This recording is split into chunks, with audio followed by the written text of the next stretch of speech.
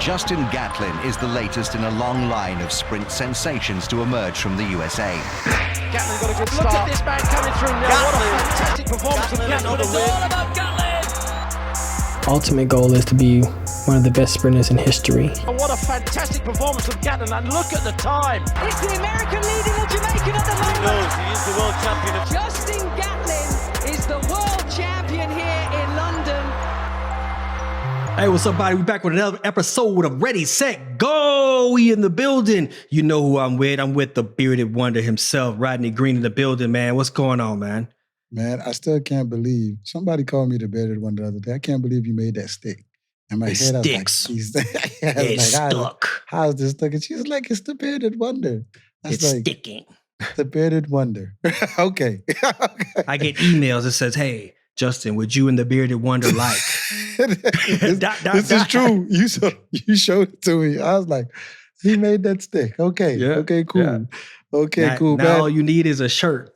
See, I got This my is the shirt. bearded wonder. I'm I'm my shirt. You branding gotta it. get your shirt. Bearded wonder. Yeah, I gotta get a branded shirt, man. You're right, man.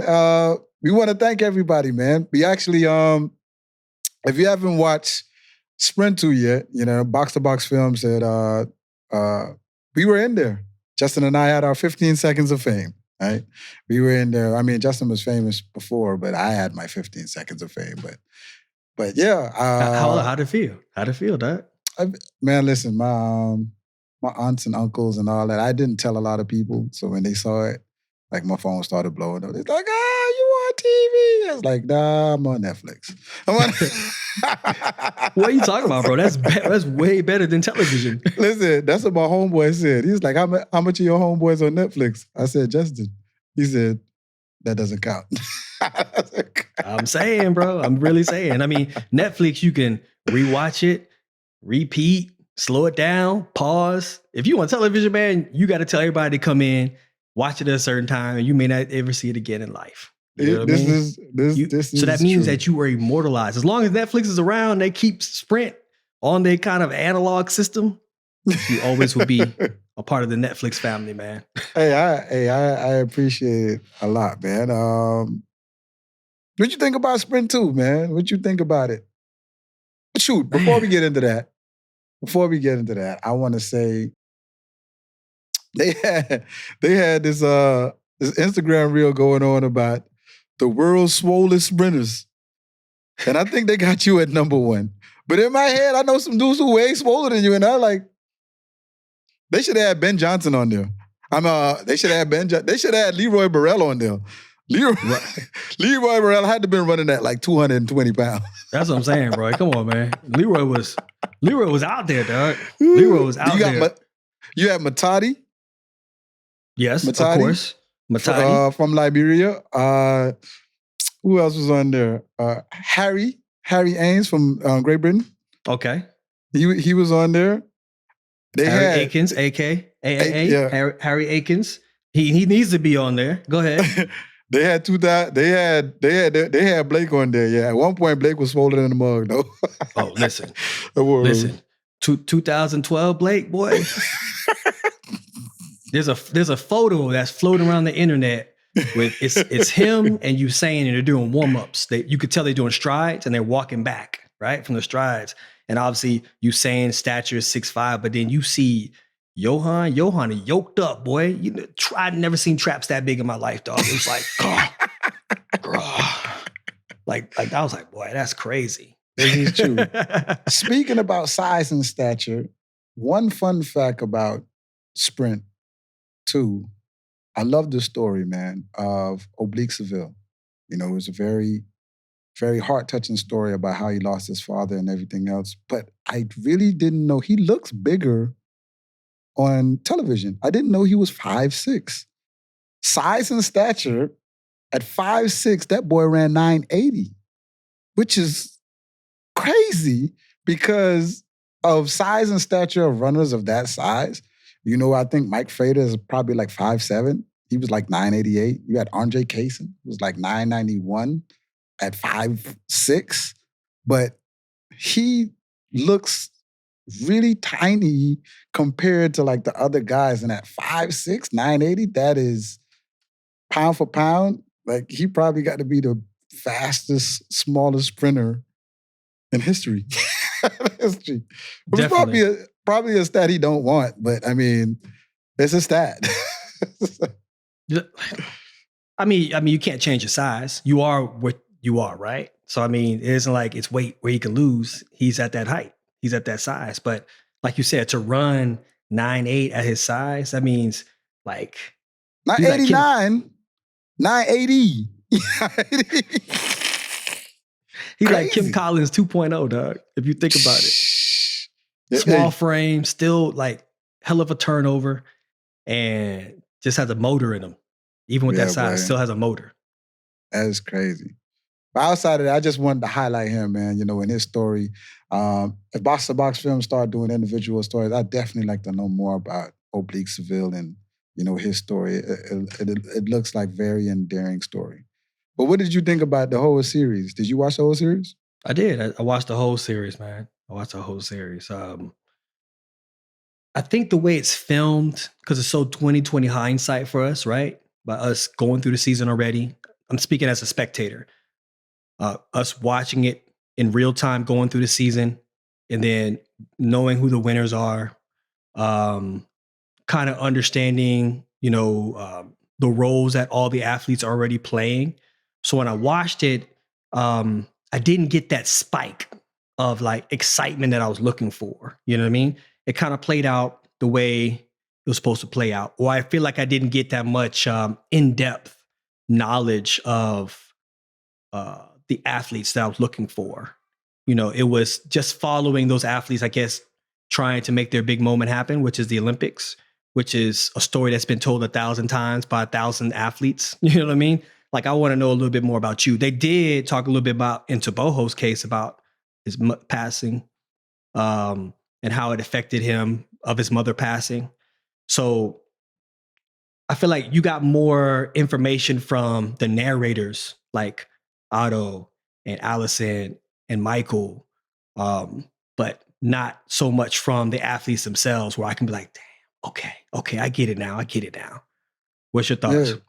Yeah, I definitely think they didn't let the athletes personalize themselves enough. Like, yeah, we know, and I think it's because it's the layout. You know, I don't know if they, like, the people or the producers actually watch track and field. It's the layout of who's the best in this sport, and we want to cover that, right? And I think that's what they mostly went on. When our sport is so volatile, you could have a new star every year. You know what I mean? Like, who's going to be the new star in 2025, right? We don't know yet. You know, we had a lot of people that surged up into the newcomer slot of, yeah, it's going to be me. You know what I mean? But I agree with you totally of, we didn't get a personalized view of each person. You know what I mean? Like, we know Gabby Thomas. We know she's fast. You know, we know, what else do we know about her? She went to Harvard. What else we know? You don't know that much about her. You know what I mean? But at least I don't. I can't say we. I'm not a real in-depth look into it. I know that she did a missions trip before she decided to pursue her track and field career seriously, right? And I knew that because I did the research to know more about her before she even became the Gabby that we know right now, right? When she was, you know what I'm saying, out there running fast for her college. And then you can see that the times that she was running was very comparable to the elite times. You know how it is. When you find an athlete in college that's running elite times, you're like, hold on now, let me do a little research on them, who they are. That's how I figure out who she was and what she has done thus far. I feel like a lot of those stories could have went a little deeper. You know what I mean? It was one part of Sprint 2 that I don't know if it was Box to Box trying to create a perspective of what it is to be an American athlete compared to being an athlete who is non-American and probably from a small country. There was one scene where Gabby and Noah are laying on the massage tables, getting, you know what I'm saying, getting the legs rubbed out, and they're having conversation with each other. And they're talking about how many followers they have gained, right? I've gained 5,000 a day. I gained about 10,000 a day. But then they cut the scene and they start talking to like Julian Alford, and then Julian Alford's telling her story of like, I grew up in the ghetto. I went to sleep to gunshots. You know what I'm saying? I woke up in basically twilight zone of just poverty all the time, and me running was my way of escaping it. And I felt like it made it seem like Americans, everyone else. You know what I'm saying? It made me like say, okay, what's going on here? Like, is this what you want the world to think? No, you know, but that's what I'm saying, though. That's what I'm saying. So, like how they told Julian's story, you know, like, and I don't know, maybe it is out there and I just haven't heard of it. You know what I mean? Like before Harvard, where did she go to high school? What was her life growing up? You know, did she, you know, I've heard Julian talk about how like she used to get teased for being so muscular as a young girl. You know what I mean? Those type of things are out there to encourage other young girls. And I'm not saying that Gabby Thomas or any other woman has to be like how she did, but I was saying like, you know, I would have loved it to be more personable to get to know her as a person rather than a gold medalist. But we have a few athletes that are painted in that light in our sport we don't know that much about. We know what they want us to know, and they want to keep it that way. You know what I mean? Yeah. So yeah, that's crazy. I would have liked them to do more on the Africans, man. All the African sprinters, and I would have loved more out of that. Africa has had, you know, a great surge in sprinters from different countries like Liberia, and you know, Samine is doing what he's always been doing, but he has a whole emergence of young kids who he's fostering behind him who will carry the torch. You know, you have Taboho and company of this 4x4 who was going to be on a tear, because we talked about it before. All those young men, I think, are under 25. So we're going to see a lot of them. You know what I mean? We have the Ivory Coast, you know what I mean? You with Toulouse, and you have the young lady who made the final, Jessica, you know what I mean? In the 200, you know what I mean? And it's just not females I mean, it's male and female. So it's just so much, you know, Kenya coming along on the sprint scene, you know what I mean? Who's next? What other sprint country from Africa is going to emerge next? I really feel like Box to Box could have did a whole story on like how that built. And they could have built it from like World Relays or something like that, you know what I mean? But I don't know if because they had no World Relays footage in there, so I don't know if they picked it up from then, or they just picked up later and it's like, yeah, we're just going to leave that out. I felt like, and I expressed it from season 1, right? How stories should be laid out. And I understand how you're going to have an antagonist and a protagonist, right? Like, perfect example. When they spoke about Fred in season 1, they made Fred seem like he was the guy who was up against Noah, right? And you didn't know much about Fred, right? Like, I felt like they could have talked more about how Fred became the champion he is, and how he was the guy who was running the show from the 100 meters. And then now Noah Lyles jumps down to the 100 meters. I feel like that would have been a better dynamic. It'd have been a more respectful dynamic, instead of just saying, hey, this is Fred and this is Noah. You know what I'm saying? Like, Fred dropped all the way down from the 4 to the 2 to the 1. A lot of people denied the fact that he was a bona fide 100-meter runner, and he proved everybody wrong. And he's ran faster than Noah has. 9.7, a gang of 9.7s at that. I feel like they should have gave him his flowers. They should have showed him his respect, because that was a real competitor that Noah had to really go up against. It wasn't just the guy who was just a 100-meter runner guy. You know what I'm saying? Mm-hmm. So I felt like that could have been different. And I felt in sprint too, it was like, and I understand like the common viewer just sees sprint and they just compartmentalize and like, oh, that's sprinters, that's fast runners. But they don't realize like hurdlers are sprinters too. Oh, why did we get a chance to see hurdlers? Yes. Especially the women's side and the men's side, they have so many compelling stories. Look at Alicia's story. You know what I'm saying?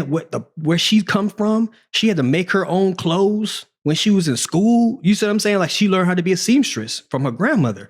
You know what I mean? Like not having a contract, being at the Olympics, not having a contract, jockeying for the position to get gold and not having a contract. That is a big, big story. Like, look at Masai coming out of college and trusting in herself, losing the year before to come back and win this year. Yeah. Those are big stories. Yeah. The French girl, they were in Paris.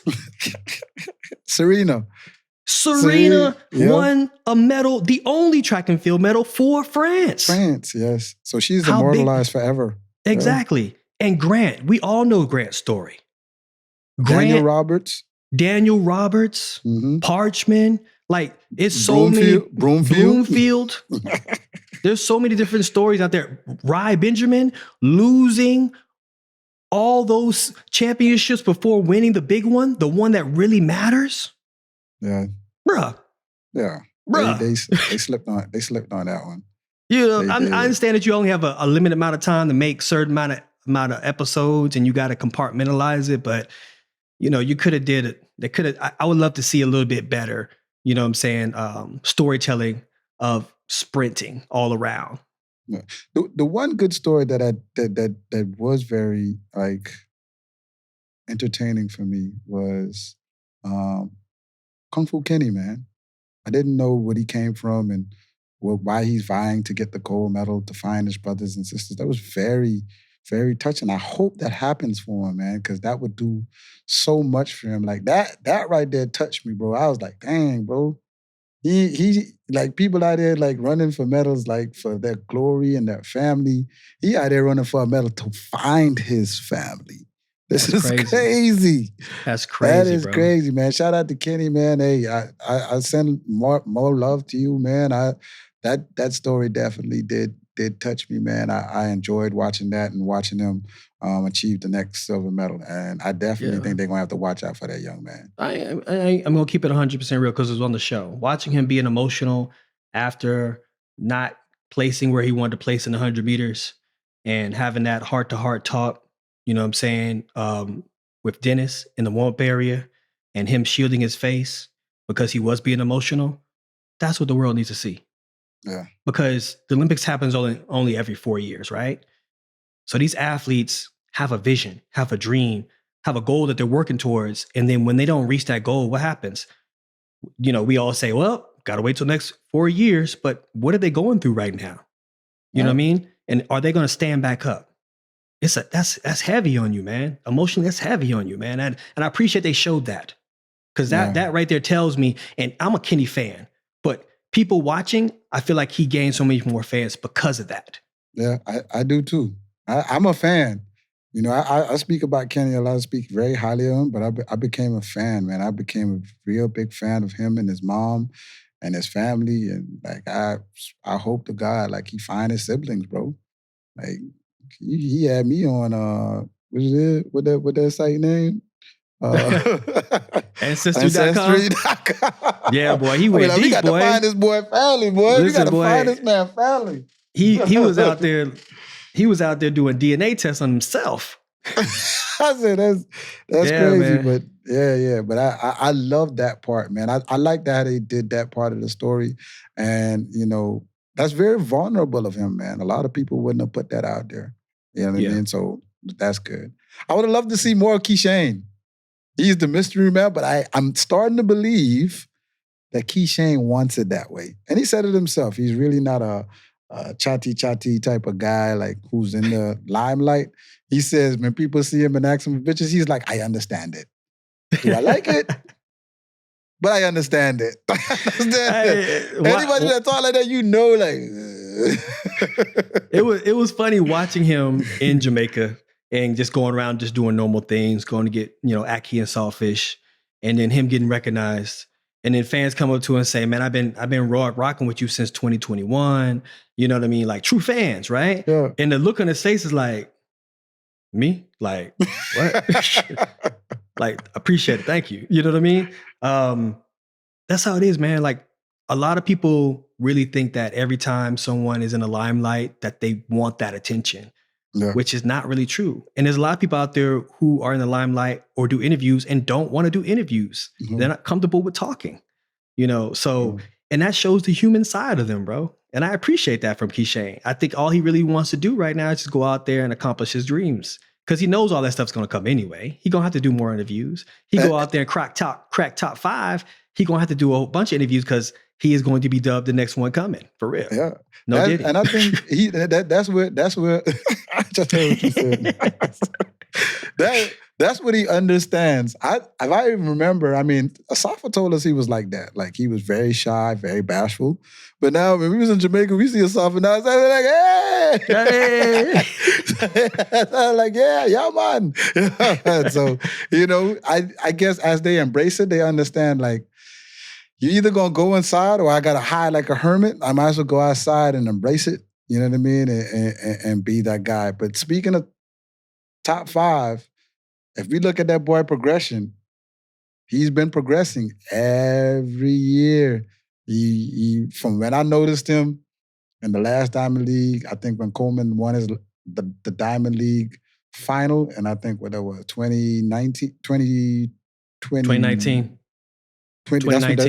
That's when he won it? That's when he won his Diamond League? The Diamond League final? No. Oh, Coleman?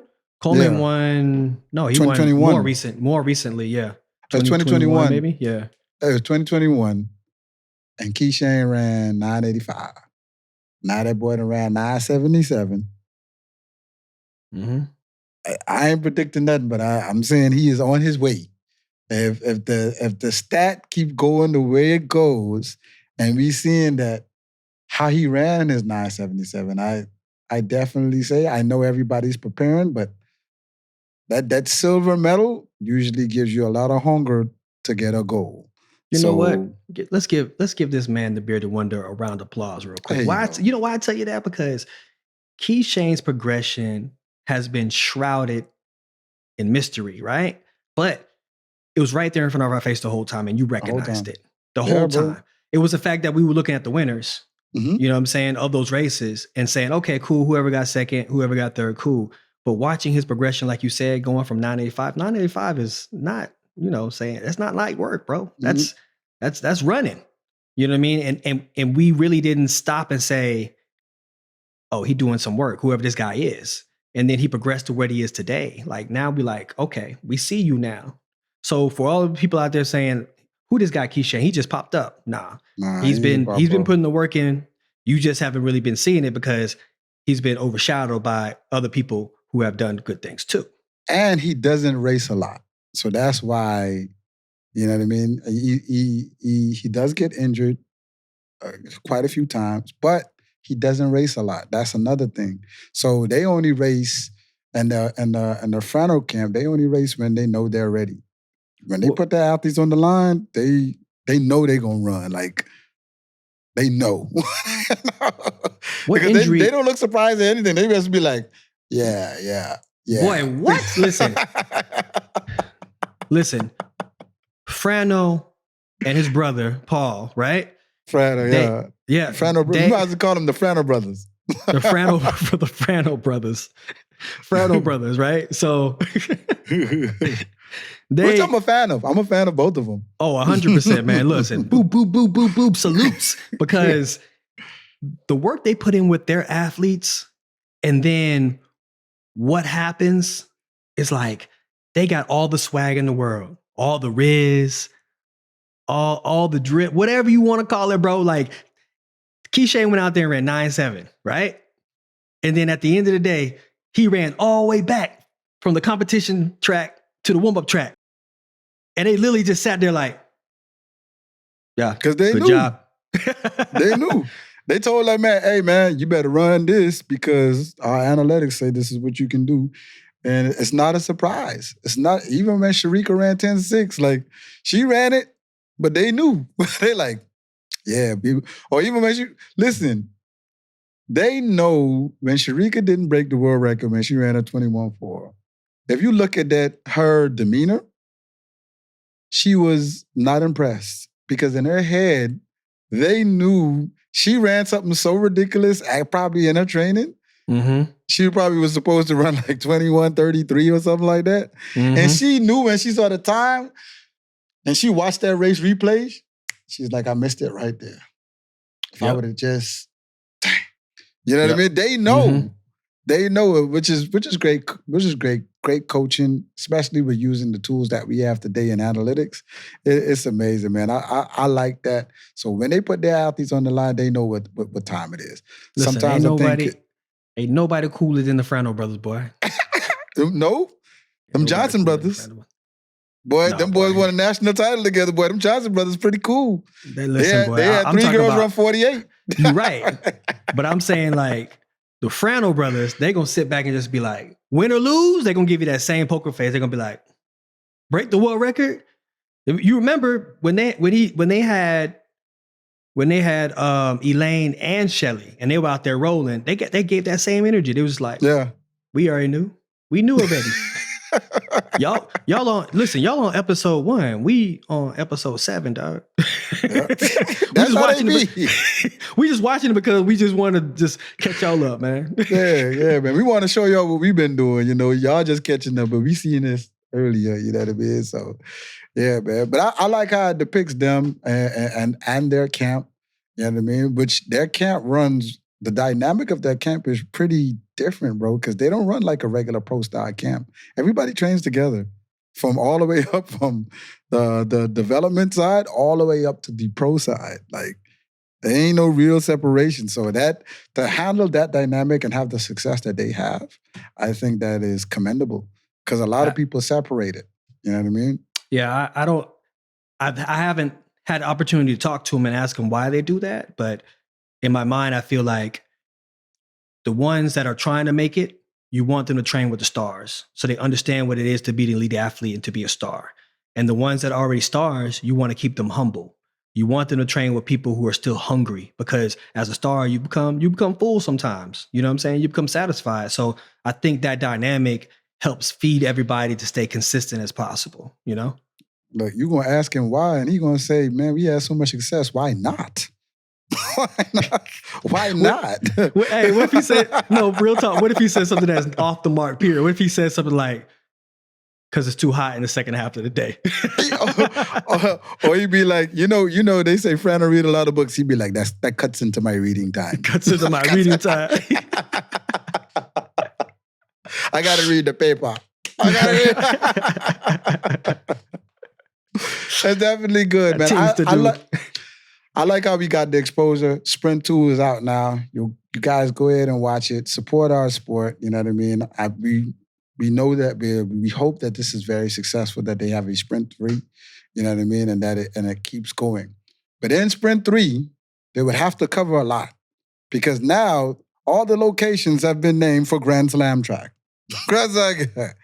What do you think about the location? I like the first location, man, Jamaica. Listen, you don't get a better crowd, better support on this side of the world than that crowd. That crowd, that's just different, bro. Bro, when they announced Jamaica, I was like, oh, here we go. Here we go.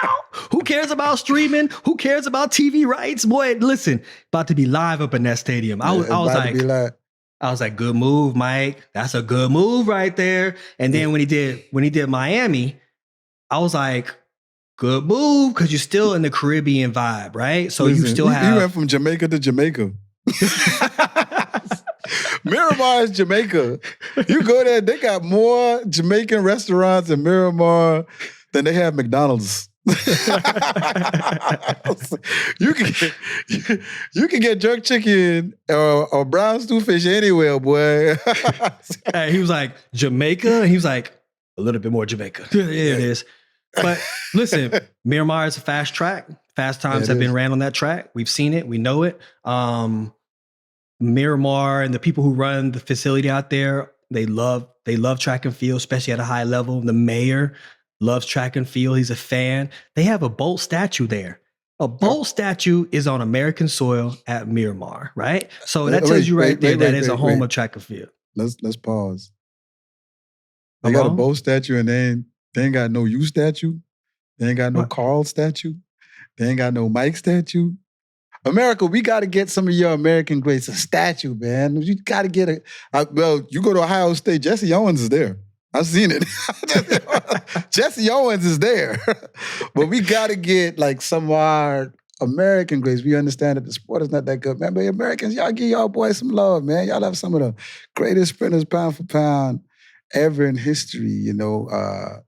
Somebody need a statue, man. Listen, all I say is if a statue ever is erected of me, make sure that whoever made the D-Wade statue, don't make my statue, please.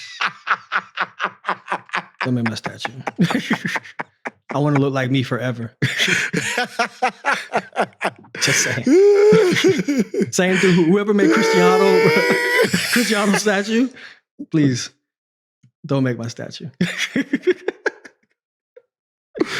Oh, man. Hey, you seen that D-Wade looked at that statue? He's like, you know that guy? They had D-Wade looking like Thanos out there, boy. That boy looked like he was screaming for food, boy, on that statue, boy. Like, feed me! Wow. Yeah, man. So, like, I love to see that. So back to the Grand Slam, man. The locations, right? So we got Jamaica up, we got Miramar, aka Miami, and then now there was some stories that came out that Michael and the Grand Slam were targeting Birmingham, you know, as a location for their race, and Birmingham turned it down. Right? This is what I read. I could be totally wrong. Anybody correct me? Birmingham did not want to fit the bill of $30 million, and they also said that they're looking to target the World Championships. They want to get the World Champions. So I guess they felt like buying into this, not knowing how successful it's going to be, will empty their pockets a little more to where they can't really bid for, you know, the World Championship. So what's your thoughts on that? What do you feel? Yeah, I think it was a numbers game for them. Like, if it didn't make financial sense and because it's the first of its kind and they don't know how it would turn out, they didn't want to take the risk. You know what I mean? And once again, this is all hearsay. We don't know for sure. We don't want to put false information out there. But from the hearsay that we got, I feel like it just was a numbers game. They just didn't want to take the calculated risk they think that it would have took for it to be successful. Because everybody know on your first one, it's going to be very hard, you know, depending on how it goes in Jamaica and then how it goes in Miramar. You want the flow to kind of be the same. And being in different locations, you know, you can't predict weather. You can't predict, you know, how the people will accept what's going on. So I think it was more so, there's too much variables. We don't want to touch it. We know we have world championships. We know that's a proven model. And we know that's a proven model that's going to make our money back. They know that. They don't know with Grand Slam track yet. You know what I mean? So I think they want to see how it goes and maybe next time. I mean, that's how track and field is. Usually everybody sits back and a little skeptical and say, I don't know if that's going to work yet. They did that with World Relays. Remember the first annual World Relays? Ain't nobody really show up. But that second one, everybody was like, oh, sign me up. I'm there. I did it. So, yeah. You see what World Relays is this time? It's not back in the Bahamas, boy. They got that thing in China. Blasphemy. It ain't gonna hit. It ain't gonna hit like it does in the Caribbean, bro. It needs to stay in the Caribbean, dog. Good weather. I don't know why they do that. I don't know why they keep it in the Caribbean. Even if, you know what would have been a good move? If they took World Relays to Jamaica. They bounced it in another place of the Caribbean. They should have did that. World Relays should have went to Jamaica. If we could pass it in the Caribbean, the stadium's big enough. The crowd's always fire. They could have took that junk to Jamaica.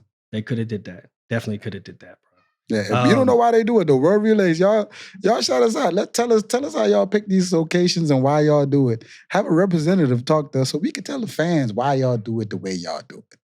Have a voice. I'm gonna go out on a limb and guess one reason why. Money, money, money, money, money.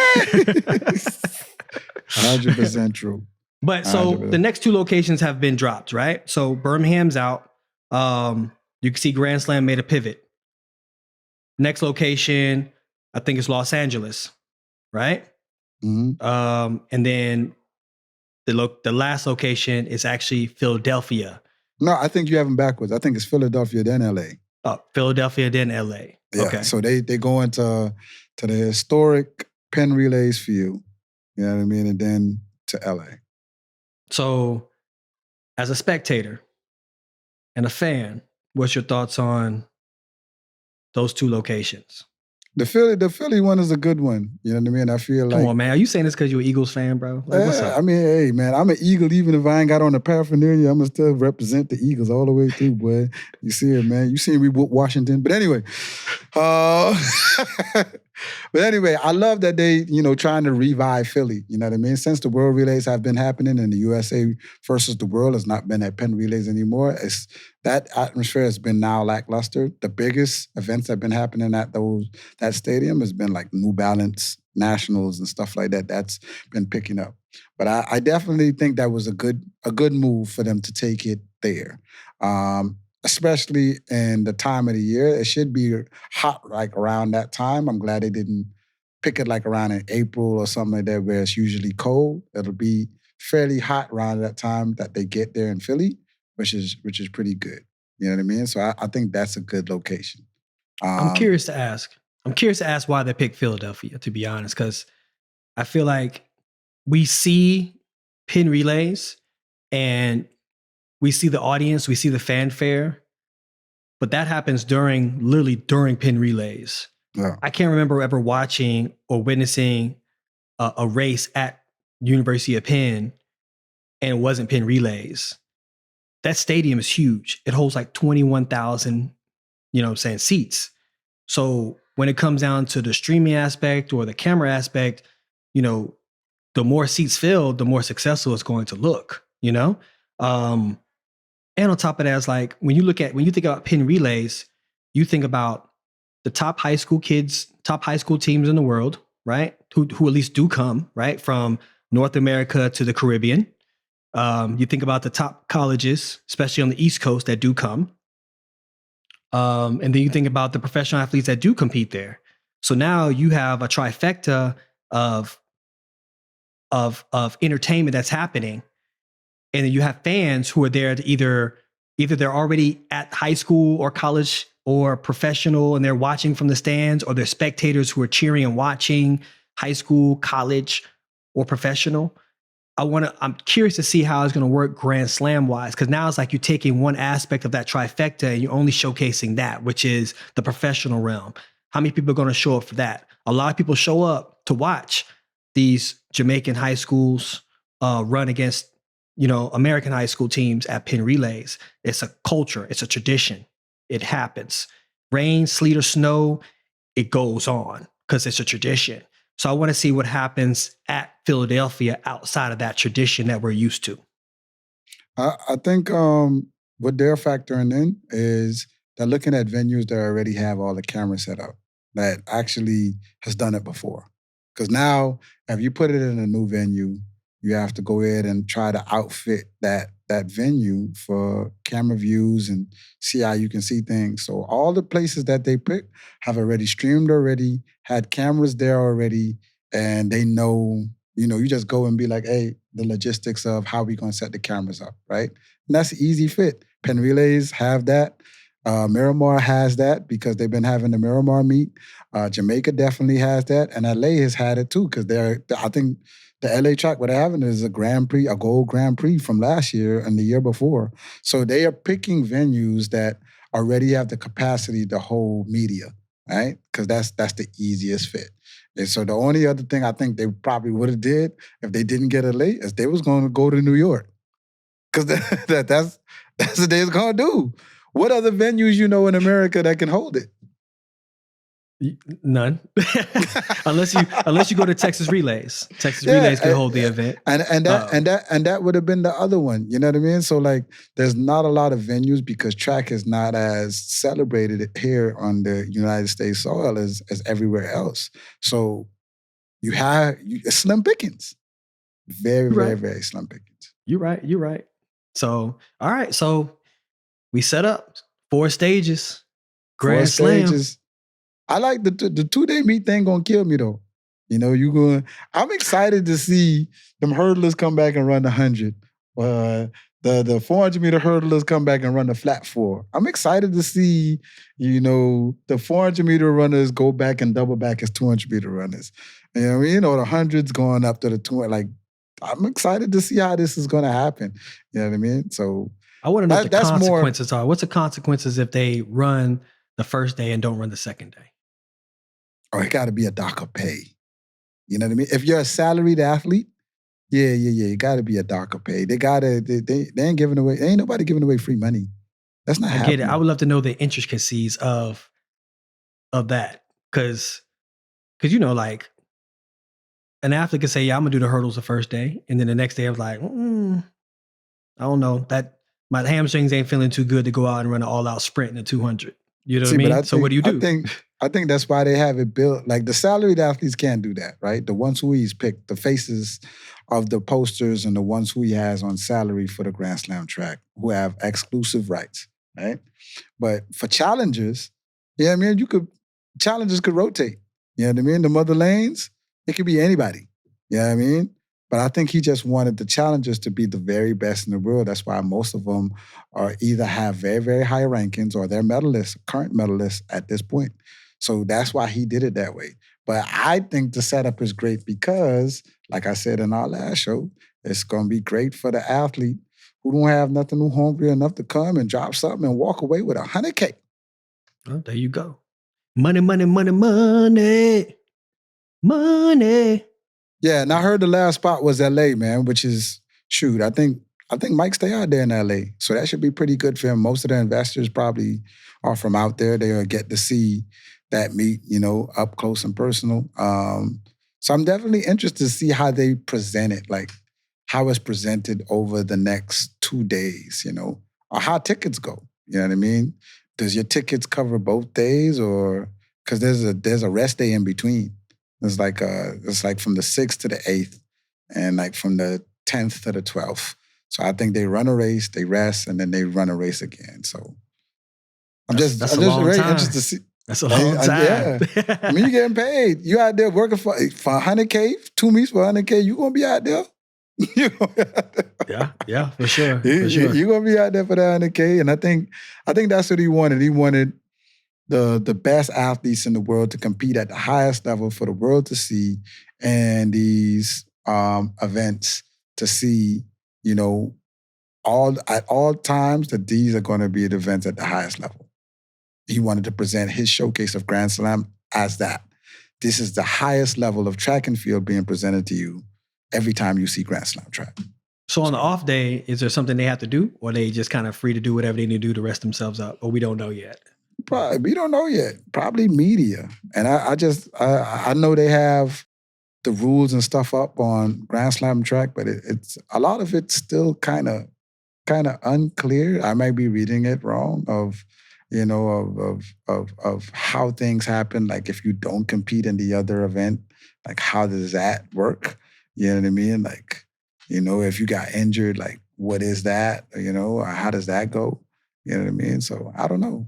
You know, because life be lifing sometimes, man. Somebody may lose a loved one and have to leave. You know, is that, you know, an excuse? I don't know. You know? Yeah. Contracts don't care about excuses, though. Contracts don't care about excuses. They do not. Exactly. They do not. They do not, man. So, well, we'll see. Man. We'll see exactly how Grand Slam pans out. 2025. It is the birth of the Grand Slam, man. Everybody stay tuned. So we're going to see how it pops off, man. Some of your favorite athletes, high-profile athletes, and challengers will be competing over a 3-day period because they have a rest day in between. So it's going to be like a mini championship. That's what you're going to see. So hey, I love that they have the stars there, boy. But for the most part, I'm going to be rooting for the challengers. Go ahead and get that money. Get that money. Come on, challenger. You need it. You need it. Get that money, girl. Just give me my money. Give me my money. I'm going to be rooting for the challengers, man. I want to see them win, man. I want to see them go out there and do it. So in other news, I got a couple of stories for you. Shout out to the Pulse Sports because they be sending some good news, some good articles as well. But Alicia Smith is the world's sexiest athlete, and she is challenging Keely, Mary Mora, and Athing Mu in the 800. She's jumping up from the 4 into the 800. Bro, I feel like, listen, what do you feel about that, Doug? Listen, shout out to her for being the world's sexiest athlete. But let's not get things like that confused with these juggernauts who she calling out, man. You know what I mean? She got a whole list of people to go through for these people, man. These people run 154s, 155s, and 156s, man. This is not a game. This is not a, you don't, I don't know if she want that type of smoke, man. But like, shout out for track, you know, being numero uno on that list. I think I know that. Yeah, she the girl. She's signed by Hugo Boss, correct? That is true. Yes. Yeah, she does. Yeah. Oh, yeah. I know who that is. But yeah, I congratulate her for being that. But you know, I don't think she want that type of smoke. She need to respectfully pipe down. It's like. So she said she wants to try something new. That's what she said. She ran an 800 and a 600, and she wants to step outside of her comfort zone and see how far she can go. I feel like you're jumping out of the frying pan and into the fire in this situation because seriously though, like the 400 is already stacked. Like, you know what I mean? Like Paulino, all these other females who are dominating the 400, you know, and doing a great job of it. And now you're going to go up to the 800 where Keely is, Mary Mora, and a thing. Like, you know. I think, I don't know if they just be saying it to say it. Because perspective-wise, it doesn't make sense. You're not conquering the event that you're in. And you're going to move up and challenge people who are conquering their event and respectfully in their own right by running world records or world leagues or times we haven't seen in a long time. And then you're going to call them out.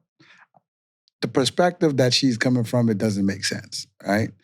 I'd say if somebody like Paulino be like, oh yeah, I've been running the 400 for so long, I'm gonna step up to the 8. That makes sense, right?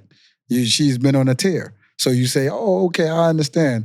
Or somebody like Keely. Keely dropped down to the 400 this year. She ran a few 400s. You can say, oh yeah, I was running the 800, you know, I've dominated, I'm the medalist, whatever. I'm gonna drop down to the 4 this year. That's understandable, but you can't not dominate your event and say, oh yeah, I'm bored, I'm gonna try something else. You're not bored. You gotta win your event to be bored. Not saying that, respectfully, you gotta dominate your event to be bored. You know what I mean? What are you bored of? Coming 3rd and 4th? Like, I don't understand. Look, I don't understand. I get it. And you know what? Actually, I still think she's jumping out the fire pan into the fire. But 100%. I commend her on the fact because you may felt like as an athlete, you were put into a race that you may just grew to like, right? She may grew to like the 400. In actuality, she may have the endurance and foot speed to be a pretty good 800-meter runner. You know what I mean? So maybe she wants to test her legs and see where it takes her.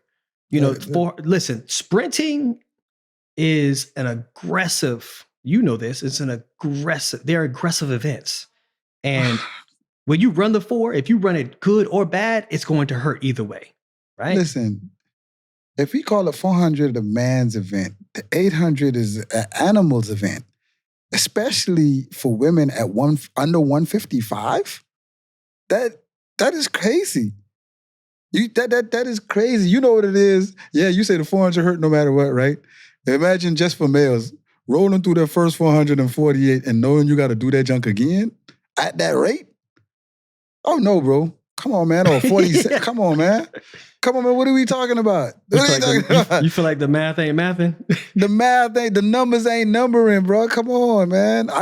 I'm just saying I don't want her to, and I commend her for saying what she said. I don't want her to, you know, try to tackle that tall order like you say. You know what I mean? That's a very tall order. Those women are juggernauts in that event. You know what I mean? That's like saying, I'm going to step down in 100 and I'm going to try to dominate Sha'Carri, Julian, and Sharika. Come on, man. You talking about those 3 women are in the like top 5 all time. Like, top 5 all time? You going to try to get, come on, bro. And especially if you never cracked the top 20 all time? Come on, man. The math ain't mathing. That's all I'm saying. I'm saying it respectfully, though. I'm not trying to be disrespectful. I'd even say like that's like a me saying back in my trash career saying something like, oh yeah, I'm bored with the 100. I'm going to jump up to the 400. 400 and do what? Do what? What I'm gonna do? But be a spectator from the back and watch ass and elbows. Okay. Come on, man. Come on. Next news, man. Move on. Next news. Now, this news is involving athletics, where athletics meets, I guess you want to say, science. A surprising number of robots have been spotted participating in events in China. So like marathons, like robots are literally out here running 100-meter legs of marathons, crossing finish lines. What do you feel about robots competing against human beings? Like it seems like I'm looking at this picture. It's literally a robot with a bib number on, and they have him literally running around a pack of other athletes. Now, you know what type of person I am. I may be a little bit of a conspiracy theorist. I implore everybody to go back and watch The Matrix, please. Watch all three. Listen. Anyway, I digress. Outside of that, I think this is no. Tell us. Listen, no. I love your theory. Your conspiracy theories. Your conspiracy theory. I always start like this with your conspiracy. I roll my eyes. I'm like, oh, here we go. But then you come with some knowledge, and I'm like, I ain't gonna go there. I'm gonna say this. I believe the Chinese scientists and the Chinese culture, they're bored. And the robots running marathons and doing these type of things is entertainment. Who can build the best robot, the fastest robot, and everything else? I think that's what this is, right? This is another form of entertainment before we move on to who could build the best robots. You remember that show that was on, like they built those little machines that fought each other, and the lasting one would win the championship and get the trophy. Mm-hmm. I can't remember what that show was called, but this is going to be another one of those. Before long, we're going to have robots that's entertaining us in sport, right? Because it's already happening. You've seen, I think Kim Kardashian already got a little Tesla bot. You know what I mean? That's scary to me right crazy. There. The whole Tesla bot thing. Literally, this robot can run. It has a functionality of waving, shaking hands, and posing for pictures. Bro, so it's already in that mind frame of I am an athlete. I've already seen a robot. I don't know if it was a Tesla bot. I don't even know where I seen it, holding an AR-15 shooting it. Now, everybody knows robots don't miss. They calculate, they don't miss. They don't miss. You know what it is? I go to sleep. I ain't turning on no alarm on my house, man. I'm putting that Tesla bot outside with an AR. Hey, man, shoot whoever I don't know. Shoot. So you saying right now? So you saying right now you couldn't beat no robot in a race? Nobody can. It's a robot. They got the robot. You seen the Army got the robotic dogs with the bombs on their back. I know they have two 4-legged robots that ran also in marathons too. Trying to tell you, they got robotic dogs and robotic humans out here. You better shoot and aim for that battery pack. You trying to stop the apocalypse? That's what I'm trying to tell you, man. But then if they make the battery pack bulletproof, boy, you dead. I need me a bunker, boy. Listen. Zuckerberg. I need me a bunker. Spandex with gun holsters, boy. That's what we gonna need in the future. Is it? Mark Zuckerberg would be like, who are you talking to? I'm gonna deactivate his Instagram. That would he be doing to Boosie? Boosie be like, Zuckerberg, please don't deactivate, boy. Elon Black, don't come over here with that stuff on X, boy. Trying to tell you. So, hey, yeah. man. So that's all I got for now, man. I mean, this is another episode of Ready, Set, Go, man. You gonna take us out? Yeah, man. We appreciate everybody joining us. Please leave in the comments, man. And our down season, leave in the comments things you would like us to talk about, man. But we're going to be coming to y'all still every week in the off season. We are the only show coming to you in the off season to keep track alive. We are the ambassadors of our sport. We love all our fans, man. So next time we see you guys or hear from you guys on Ready, Set, Go!